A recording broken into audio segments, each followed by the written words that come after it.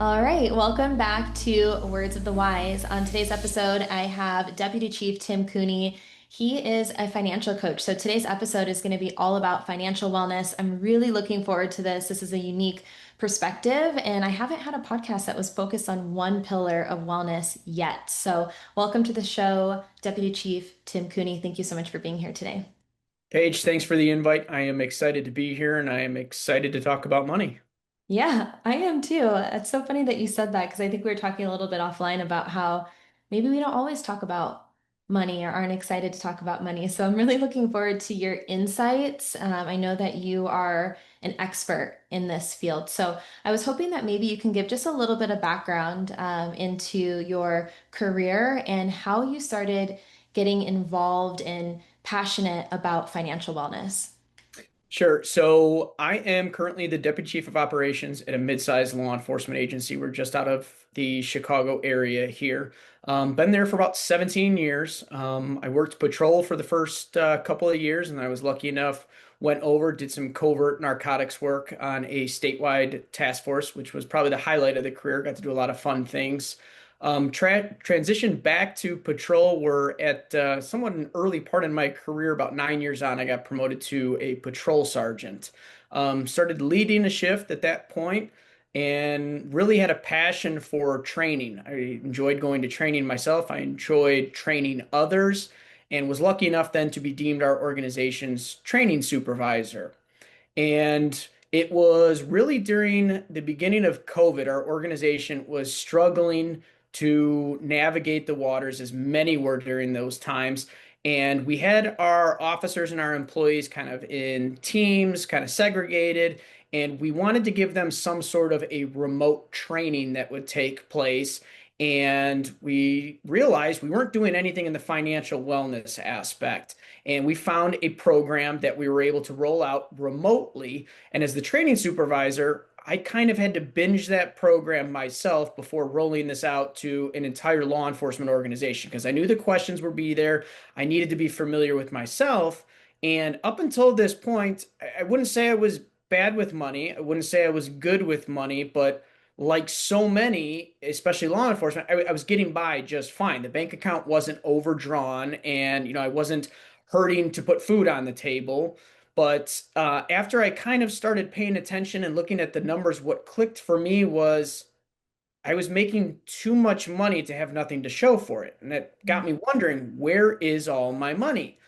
And we were successful and we rolled out this financial wellness program for the organization, but I didn't stop there because now this became a passion to where it was not only for me to get my finances in order, and at the time I was newly engaged, getting married, and this became a journey for myself and my now wife to really pursue financial independence.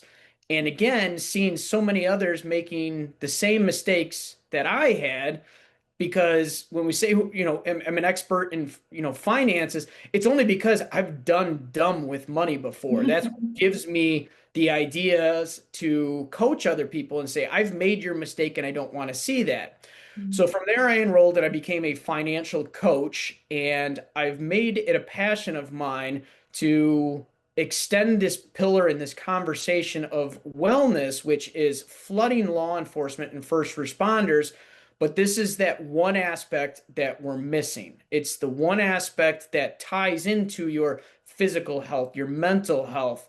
And in the last couple of years, my business of TPC Financial Coaching has made it its mission to provide financial coaching and financial education to law enforcement officers without the sales pitch, without the commission based waiting to the end of the presentation and, all right, well, what is this banker going to sell me now? It is strictly education. It's education rooted in an experience of things that I've done silly when I talk with other law enforcement officers, the mistakes that they've made.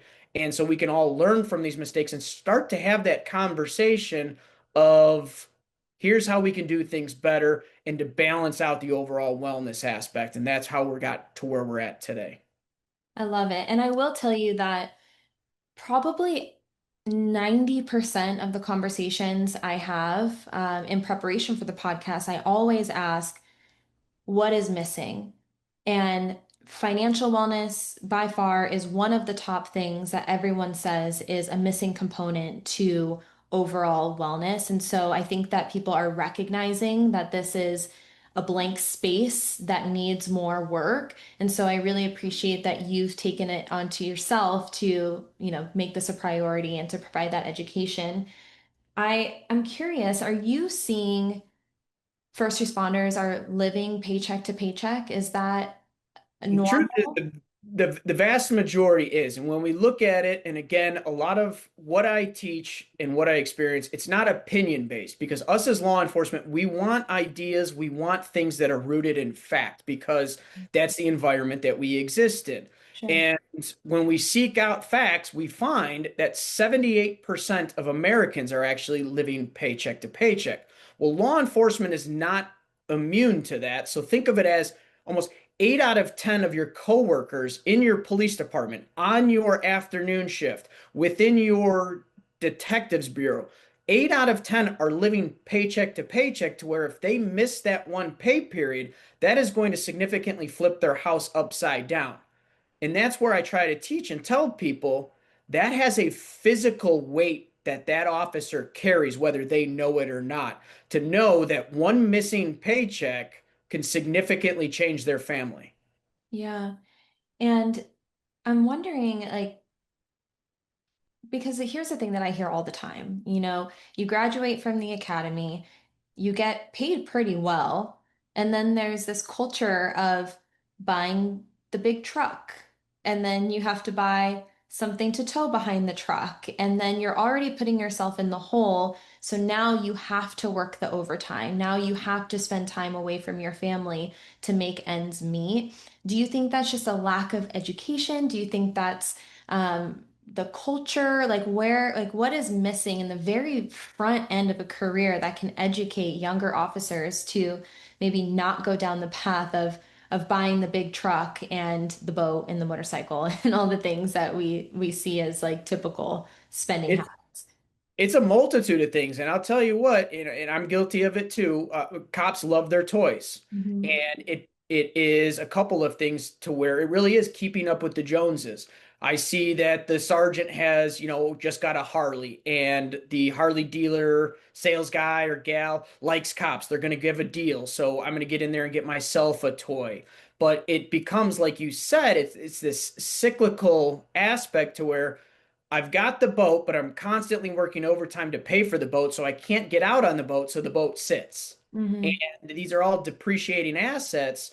And we do, as law enforcement, we work long hours, hard work in a dangerous environment to where I see the justification come from so many as I deserve this. I deserve nice things. And you absolutely do. And I'll never tell a cop that they don't, but we get to a certain point that I also tell them, I want you to have nice things, but I don't want nice things to have you. Mm. And you turn around to where that lifted truck and we've seen this routinely. If that officer doesn't pick up that one overtime shift that month, they're not making the truck payment. Yeah. And that's a scary feeling. And you better believe that there is some anxiety and other things that are involved in that. And we constantly in law enforcement, and for good reason, are discussing this term of burnout and making sure that we don't burn out. But you can't fix burnout if the money itself is what's burning you out. Mm. More money is not the problem. You have to have a plan and you have to have some sort of an idea of where you want to go. And again, you can have nice things, but don't have nice things have you. And that's where we in law enforcement, we constantly trip over our own feet. What a powerful statement. I really like that. I haven't heard that before. I was curious about the messaging that you say to people because my thought process, I've been to conferences, I've heard all the different presentations, and it's hard to stand up in front of a room full of people and say, don't do these things. Don't do these things that you like to do or you think that you deserve to have or to do. There was one thing I saw one time, it was a nutritionist, and they were like, don't drink coffee. And I remember being like, Ooh, like that's a tough one. That's a tough crowd to like even me, like I love my coffee, but I think it was this moment where I'm like, it matters how you present the information, so that you're not putting people on the defense. I think as soon as you're like, don't do this, a lot of people are like, well, I'm going to do that anyway, because like, who are you to tell me what to do? So, how do you cater that messaging? Is it just what you said, or like, is there a nuance to it to get people to understand the why? Like, why it's important for them to set themselves up for financial success? Sure, and it's you have to start almost at the finish line. Is we often ask ourselves either on a critical incident or whatever the case is, we want the end result or the finish line to look like X. Well, what must be true in order to get us there? And for a lot, that's retirement. Do we want to retire comfortably, or do we want to retire with still having student loans, a brand new financed car, and wondering how now we're going to put our own kids through college all on a pension that we hope the government is going to continue to fund? I mean, it's not sustainable in that aspect. You have to start and really develop your why. And I can't agree more with the more you tell somebody they need something, the less that they're going to want to do that. And I think with us as law enforcement, where we're these strong type A personalities, it's even more so that. I remember when we first started this financial wellness program and these thoughts and these different ways to think about money and to behave, I did the exact wrong thing, which was I came home because this idea clicked with me, came home to my at the time fiance and said, "Sit down, I've got a money plan. Here's what we're working." That almost ruined the would-be marriage at that point, just out of spite because she said no. But when we sat there then and changed the tone to where what are our dreams and what are our goals, and those things transitioned into summer homes, freedom for children, and whatever that financial freedom and independence looks like for you, then you work backwards. Well, what does that mean that we have to be doing today? And that is so important.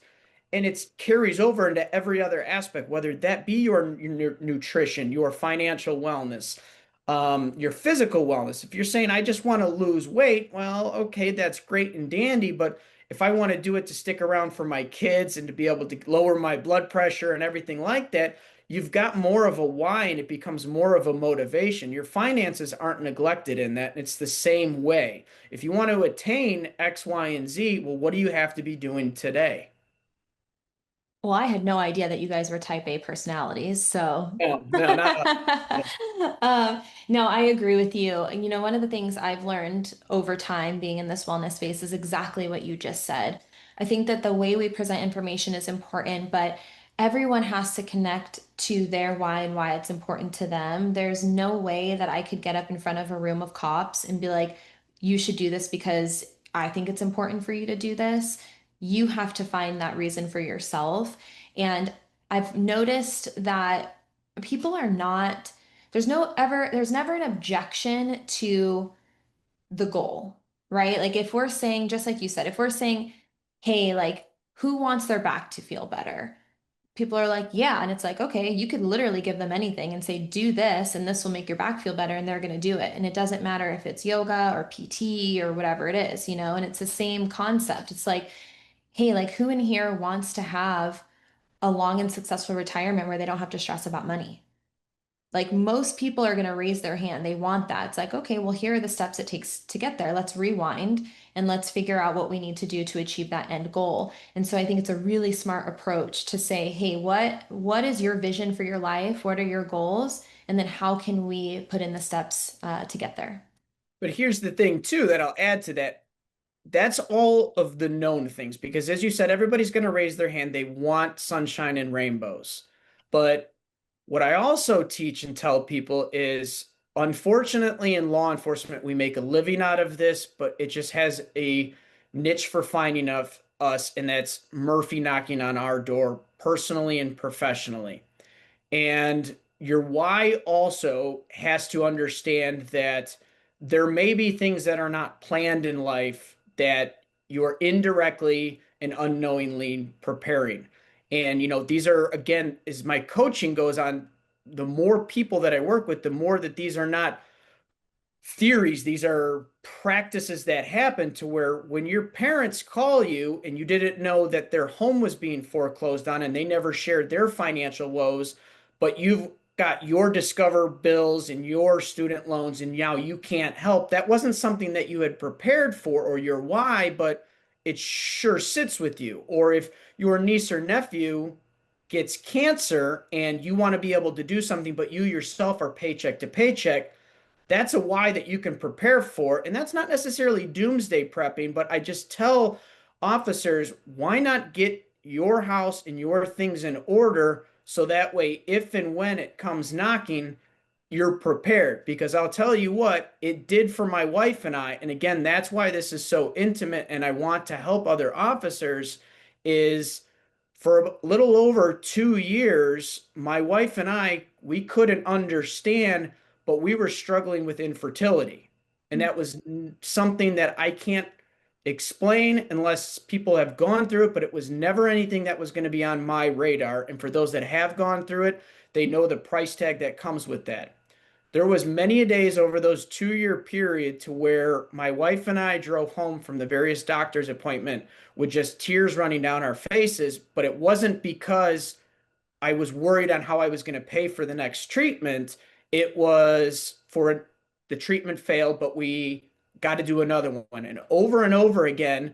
And being able to have money be the last thing that we worried about because we had taken care of our finances, cleared our consumer debt, and I had an emergency fund every time a doctor called and we were ready for the next thing. And we were happy that in March of this year, we welcomed our little girl. And that was something that was not planned for, but it is a why. And down the road, as I tell every other officer, you may not think that that's going to happen to you, but I can promise you it's very capable. And even back to the overtime topic, too many officers live in this world to where their paycheck in their house becomes operating on that overtime. Well, I Mm. see it all the time when I have clients call me and they're like, Tim, I don't know what the problem is, but we can't operate the household any longer. And it might be because, well, you blew out your ACL and now you're at a desk for 8 months to a year, and that overtime isn't there anymore. But you were only able to make the house payment because you were getting all the forced details and things like that. That's when the house of cards can fall down, and that also needs to be your why to get your things in order.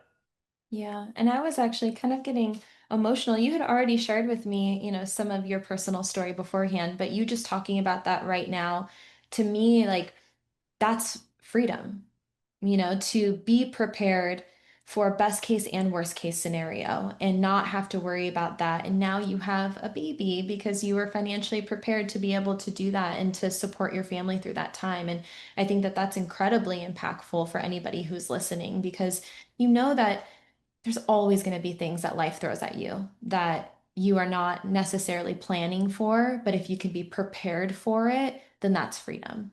Absolutely. And like I said, when we started out on this financial journey of just getting our home in order back in 2020, I had no forecast that we were going to be in that position, Yeah. but I knew that no matter what, if I cleared my consumer debt and started making wise decisions, I was going to be better off at whatever life threw at me.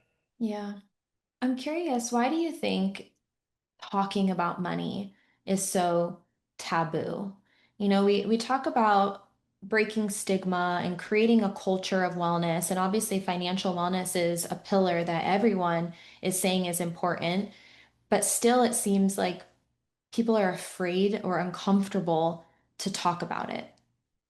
Yeah, and that is something that we're constantly trying to break, but it takes time. And in my trainings, I sometimes ask the older generation of cops in the class, because those that have been on the job 20, 25 years, I said, what do you think about the idea if back when you started your career, I would have told you that there was going to be in your department a group of people, we were going to call them a peer support team, and if you had a bad day, you can go talk to them about your feelings. And all say we would have laughed about that theory, and they probably would have.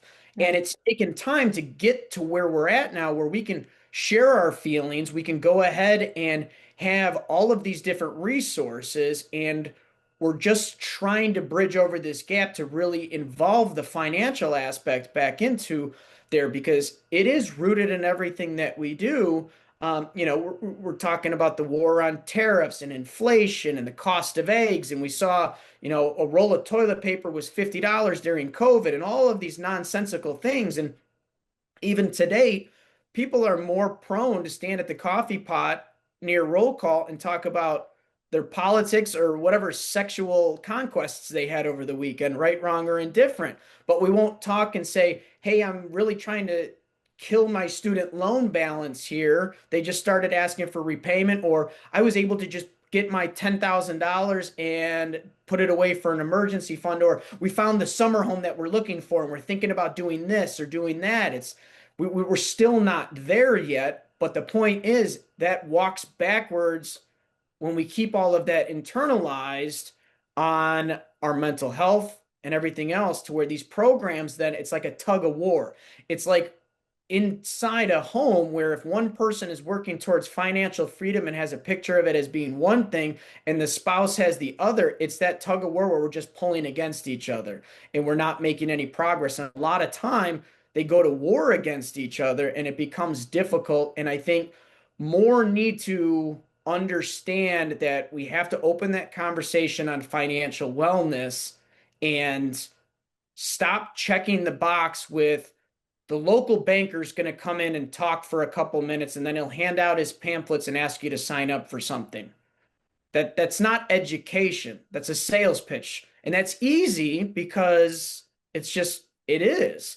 We need to find those leaders that are seeking out financial education that can walk alongside their officers to teach them how to budget, to teach them that they don't need to keep up with the Joneses, to show them why an emergency fund is necessary, to show them that they should be investing and how much are they even putting into a pension if they have one, and how do we save for kids' college instead of sign here for your life insurance policy that I just made a 10% commission on a sale.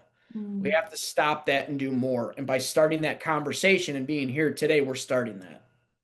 I agree. I think that the more we can talk about stuff, the more normal and, like you said, the more education and knowledge can be spread throughout the community. Because I think that, to your point, a lot of people are guessing right now as to like what is the best way forward. It's new uncharted territory. I think that, to your point, peer support has been something that has maybe been happening for the last 5, some agencies even longer, 10 years.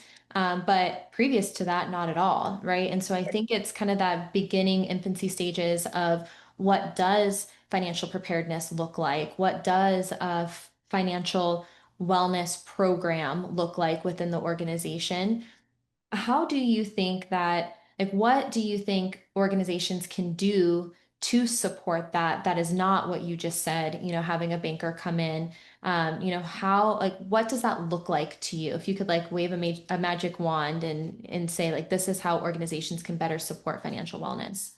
We need financial coaches, and there's a great difference in what a coach is as opposed to an investor or a salesman. Because the coach is somebody that, if in roll call we're finally talking about money and one of the young officers is entertaining getting the bass boat and financing it, that coach can step in and explain why that might not be the best idea, but also dive into it deeper and say, well, what are your goals, this, and that.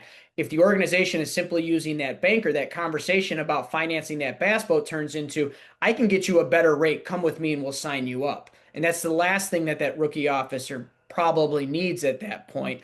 So we need these coaches that are similar to a lot of organizations. They send their officers to get trained as personal trainers, in the fitness. There's even organizations that are bringing nutritionists on that organizations are sponsoring. So you might have somebody internally on shift that, can put out some meal prep things. We have to go back to the education and start there to where we can give good insight information to these officers then and there, because too often it's anything but education. We need to go back to that. And a lot of times, and that's where I had to take a breather, I'm not mad when these officers make decisions that I see as being silly, because God knows I did it. I had the credit card for everything. I had a credit card for the gas station, a credit card for groceries, a credit card for everything else. And then you want to talk about peace. I would walk in the last, years ago, I bought my mattress and my box spring. I didn't walk in and ask how much. I said, how much per month? So nothing like finding peace and sleeping on something that's financed for 5 years. And again, it's not a matter of anything else besides lack of education. So that's my mission, and that's what I challenge other law enforcement leaders to is start to find those, just as you would with any other instructor type certification. Find those are passionate about helping others within your organization, training them to be coaches, be mentors, and imparting this good information and knowledge because I really aim to have an officer that can focus on their community, not coming to back me up with hanging up with the collection agency or wondering how they're going to pay the ComEd or the light bill or whatever the case may be. That's what I want, and that's what organizational leaders need to seek out. Do you think that it's essential that they're culturally competent? I do. I do. And I think that's just kind of where we are as an organization. You talk about the thin blue line, and even, we saw that with the first couple of go arounds with the mental health. If you were to send officers to a licensed clinician that had never worked with a police officer or understands law enforcement, and they sat down and that officer opened up, oh my God, what would that person believe? So we really need to find those that understand the nuances, can talk the language of a cop, can understand that there is a trust that cannot be broken and is built every single day. And there is a price tag on that trust, and that price tag is different every single day. So to find those that are within the organization that have an allegiance and have a passion for helping others, you're much better off than trying to bring in somebody that might not know that, somebody from the outside that may mean well. But too often you can see the room when you go to a training class and it's nobody that has been validated or is part of the law enforcement culture.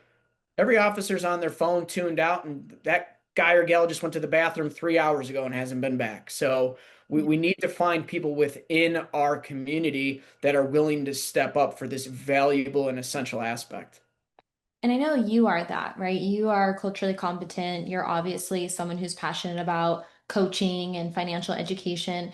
Are there any like pieces of advice or little nuggets that you could share that's a part of that training that you do that people can learn from? Maybe some intricacies or places to start. You have to, if you want to be an actual financial coach, you have to have the heart of a teacher. You have to have that first and foremost, because unlike financial investors or salesmen, they're making their money, they're making their living off of selling something or selling a product. When I'm coaching people and imparting knowledge, if it doesn't work, it has nothing to do with me. It's you've either not followed the program or decided to make other decisions. It's having someone that's passionate enough to care truly, to really make a difference and to follow up and hold somebody accountable, because a coach is an accountability partner in a sense. And whether that is time and time again, and I see it often to where you can often pick out after you've been doing this a while, those that are watching you but won't ask for help. Those that are just enough curious to kind of poke around, but they really need some assistance. Um, and in terms of where to start, one effective thing that I've often seen for law enforcement, again, going back to that strong type A personality, we operate and rely as law enforcement on policies and procedures that guides just about everything we do. It guides our organization hierarchy, it guides the way we handle a domestic dispute, a retail theft, and a crash.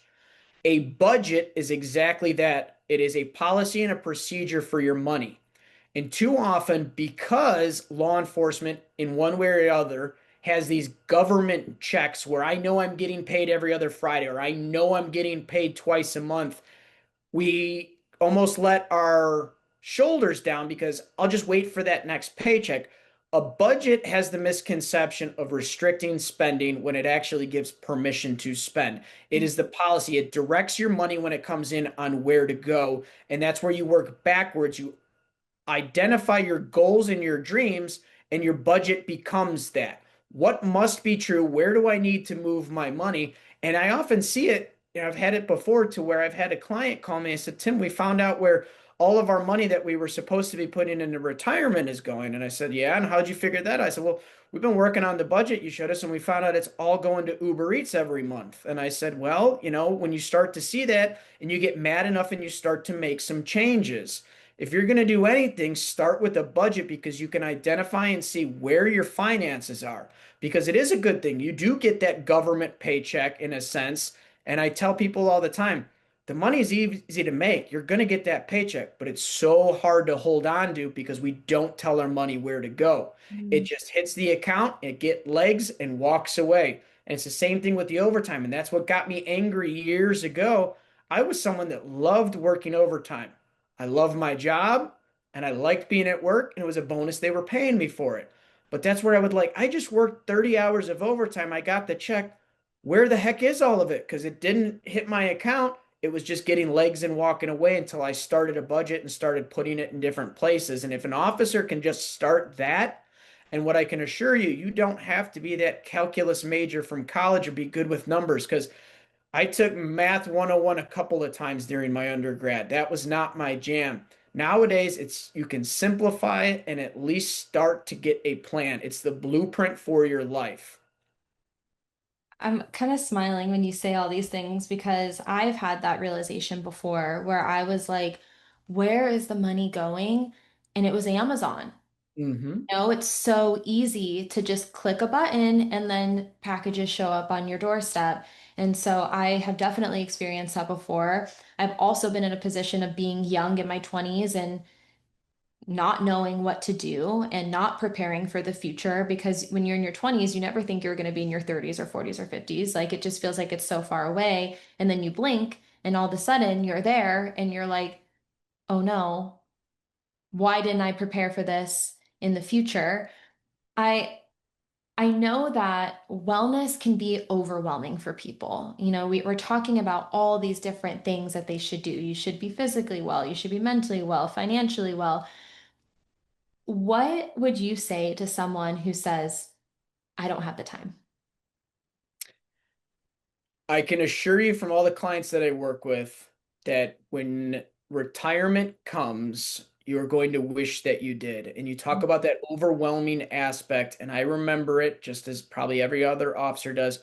You remember getting hired and going through the onboarding process, and they usually give you a big folder and it's got all the information in there. Sign up for your 457. Here's your pension information. And everybody thought the same thing, where I'll come back to it all later. I'll come back to it later. And you're a deer in headlights during field training, trying to pass that. And then next thing you know, it's probation. I want to keep my job. And before you know it, I got to put in for this specialty. And it is constantly overwhelming. But like we train for these critical incidents, calm is contagious and so is chaos, though. If we can take that deep breath, pause, and prioritize, because children do what feels good in the moment, but adults devise a plan. We have to be adults and devise a plan to where when we're counting down those days to retirement, it really looks like a retirement that we want to engage in. It's not one that I don't know if this pension and I have enough saved. You want to be able to be rolling into whatever your idea of financial freedom is because it means something different to everybody, but it's typically themed in options. You're going to wish that your field training officer took you by the hand and showed you sign up for your deferred comp, stay away from debt, don't go get that lifted pickup truck, and make wise decisions. You're going to wish that somebody did that. So that's the challenge I give to everybody else. Do that for somebody else or take your own advice because it is a lot, but to be on the other side of it, it's extremely worth having that freedom. I love that you said it gives you options.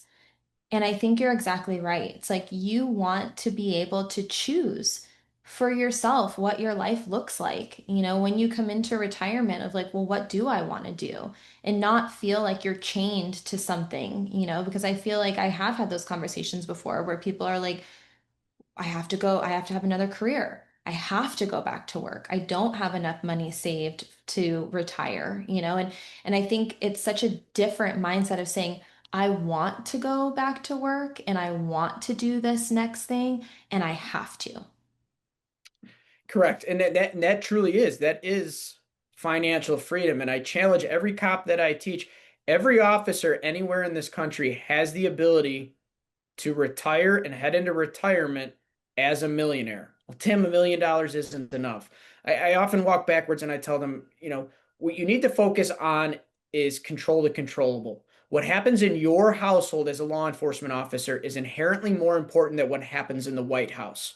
You can't control what's going on there with the way the wind blows and what's going to be in the media or not. But the fact that if you take care of your finances and you insulate your family with an emergency fund and staying away from nonsensical things and trying to keep up with that sergeant that is making poor decisions or that other officer that has now leased his fifth car, you're going to be just fine. It doesn't have to be so chaotic to where you have the options to do whatever you want to do. It's possible.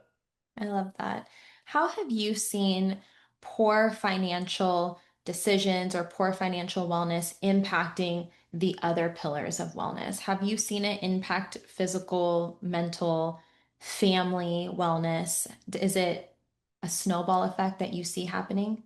It is because, especially to hit on the relationship aspect of this, you know, law enforcement, we've often heard has a very statistically high divorce rate. I think, most would agree to that. But then you take a step further and you look at what the number one cause for divorce in this country is finances. Mhm. So when you add those together, it's like the one law enforcement trainer that I had that said, if it's predictable, it's preventable, right? So if we know that this is a good possibility, why would we not focus on being able to prevent this? And it's not so much as making sure that you and your spouse are watching the Amazon purchases. And I'm never advocating to clip coupons and never eat out at a restaurant. It's nothing like that. But when you can start to communicate about money, you can communicate about anything. You can communicate about your goals because you guys are aligned in making sure that we're making this decision to either eat out or to spend this on Christmas or to buy this type of vehicle because of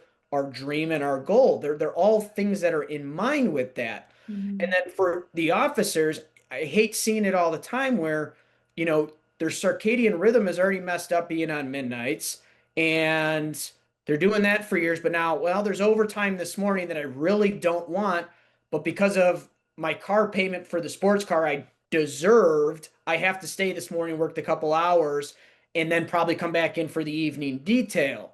And we start to get that burnout again to where it's labeled as anxiety and depression and everything else in the mental health, but are we really figuring out what the root cause of it is? And most are not, because again, as we've established, most aren't talking about money. So it's Right. like, well, you're depressed and you have anxiety. Well, we need to fix that. Well, has anybody asked why and actually figured out it's because they're trying to make sure that the car payment gets made and the kids have cleats for travel sports?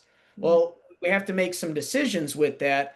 And officers are notorious for overextending themselves and putting the weight of the family on their back because we are strong individuals. We have to be strong, but I also don't want, and we've all seen it too often at our organizations, those that break. Yeah. And again, if it is predictable, it's preventable. If we can go ahead and put programs in place to where we're covering the mental health, but we're also providing education on how to make wise financial decisions, then I think we're going to be in a much better position.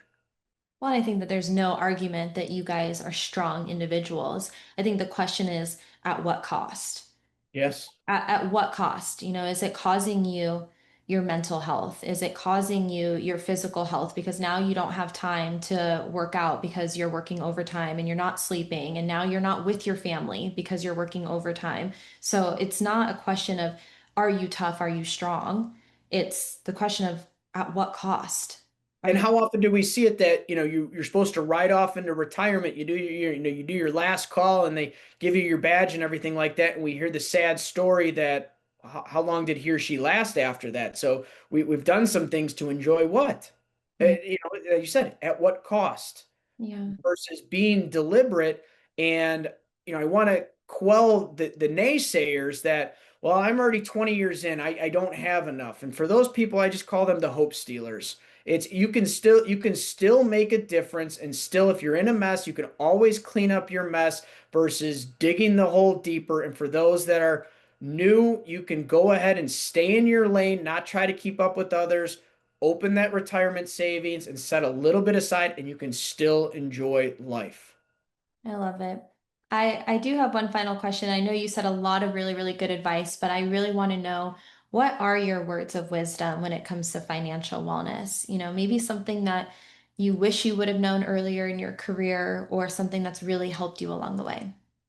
Live below your means. Stay in your lane. It really is, because when it comes to personal finance, I despise math, and it's funny to say that, but what you focus on more is your behaviors. When you start to pay attention to your personal finance, you have to flex new muscles. It's a new challenge. Cops hate challenges, and I think that's one of the difficulties when those organizations start to talk about money, because not only is it taboo, I don't want you or administration knowing anything about my finances. I don't want somebody else to tell me that they know better. It's really about behavior change with this and making deliberate decisions and delaying gratification. You can go finance the big pickup truck today, or you can go ahead and save face and drive a reliable car for a couple of years, and then you can buy a very reliable car and not have that burden. It's really living below your means. And that is the best advice that I could give anybody, because we as cops, too often we make a habit, and we've actually perfected living above our means because, hey, this coming Friday, I got another paycheck coming. I'll be fine. We got to stop that.